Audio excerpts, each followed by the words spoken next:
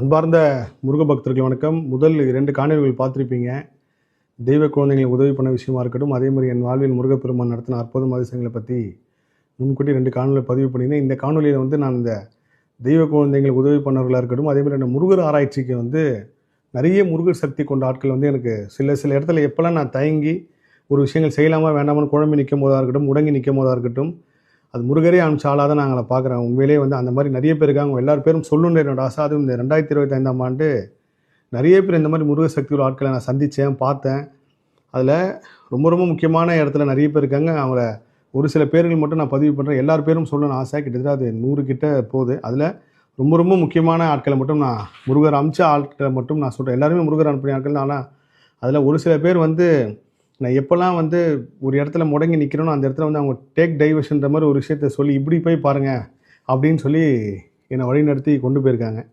ஏன்னா எல்லாருமே நான் முருகப்பெருமானை தான் பார்க்குறேன். அதில் முதல் நாள் வந்து பெங்களூரில் தேஜுன்னு ஒரு தம்பி இருக்கா. அப்படி அந்த தேஜுன்ற பையன் வந்து உண்மையிலே வந்து முருக சக்தி உள்ள ஒரு ஆள் தான். உண்மையிலே என்னையும் அவரையும் பார்க்கவும் நிறைய பேர் சொல்லுவாங்க தம்பியான்னு சொல்லி கேட்பாங்க. அந்த தேஜு தம்பி வந்து நிறைய விஷயங்கள் வந்து நான் முருகர் ஆராய்ச்சியில் நான் ராத்திரி பகலாக குழம்பி இருக்கும்போது ஒரு சில விஷயங்கள் ஆனால் இந்த மாதிரி ஒரு இடத்துல இருக்குன்னு சொல்லி நான் கேட்காம நான் அவர்கிட்ட எதை பற்றியுமே வந்து இதை சொல்லுங்கன்னு கூட கேட்காம அவரே அனுப்புவா. அப்படி அதே மாதிரி என்னோட பெங்களூர் பயணம் அப்படின்னு சொல்லி நான் முடிவு பண்ணுறப்போ அண்ணா நீங்கள் பெங்களூர் வர போகிறீங்கன்னு சொன்னாலுமே ஒரு பெரிய ஆச்சரியம். அதே மாதிரி பெங்களூரில் ராகேஷ், அதுக்கப்புறம் அல்சூர் சிவா, அதுக்கப்புறம் திருச்செந்தூரில் பாலான்ட்டு ஒருத்தங்க, அதுக்கப்புறம் சரண்யான்னு ஒருத்தங்க, அப்புறம் நிர்மலான்னு ஒருத்தங்க, அதே மாதிரி அமிர்தா டாக்டர், அதுக்கப்புறம் கோகுல்னு சொல்லி பார்த்துருப்பீங்க. என்னோடய வாய்ஸ் நோட் பேஜ் எல்லாமே அந்த தம்பி தான் வந்து எடுத்து போடுறாரு. இவங்க எல்லாமே முருகர் அம்சால் தான். அதுக்கப்புறம் பாஸ்கர்னு ஒருத்தர், அதுக்கப்புறம் ஹரின்னு சொல்லி, அதுக்கப்புறம் ஆனந்தன் சொல்லி ஆனந்த் ஒரு தம்பி இருக்கு. அப்படி காளியின் மைந்தன் சொல்லி ஒரு இன்ஸ்டாகிராம் பேஜ் நிறைய காணொலிகளை வந்து அவர் எடுத்து பதிவு பண்ணார். அதுக்கப்புறம் ஜீவா அப்படின்னு சொல்லி இன்ஸ்டாவில் மயிலாடும் பாறைன்னு இருப்பாங்க. அதுக்கப்புறம் சாக்கு சகின்னு ஒருத்தங்க, அதுக்கப்புறம் ரஜினி ரமேஷ்னு ஒருத்தர். இந்த மாதிரி நிறைய பேர் வந்து எனக்கு முருக சக்தியை கடத்துறதுக்கு பெரிய உதவியாக இருந்திருக்காங்க. ஏன்னா எல்லா விஷயத்தையும் என்னால் ஒரே ஆளாக பண்ண முடியாது. அதுக்கு உண்மையிலே எப்படி முருகப்பெருமானுக்கு 12 கை இருக்கோ அந்த மாதிரி இவங்க எல்லாமே எனக்கு ஒரு 12 கையாக இருந்து நிறைய இடத்துல உதவி பண்ணி நிறைய விஷயங்களை வந்து எல்லா முருக பக்திலையும் கொண்டு போய் சேர்த்துருக்காங்க. அவங்க எல்லாருக்கும் என்னோட பெரிய நன்றி. முருக பக்திலும் அவங்களுக்கு ஒரு நன்றி சொல்லுங்கள்.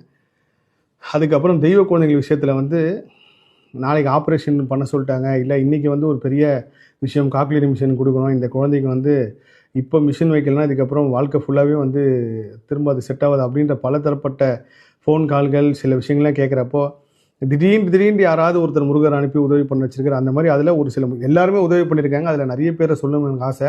அதுவும் கிட்டத்தட்ட ரொம்ப அதிகமாக பேர் பட்டியல் போகிறனால ஒரு சில பேர் வந்து நானே மிரண்டு போகிற அளவுக்கு சில விஷயங்களை வந்து அவங்க பண்ணியிருக்காங்க. அதில் மும்பை ஜெயஸ்ரீ அம்மா, அப்புறம் குரு சிங்கப்பூர், கோவிந்த் சிங்கப்பூர், அதுக்கப்புறம் அருண் பெங்களூர், அதுக்கப்புறம் ராஜின்னு சொல்லி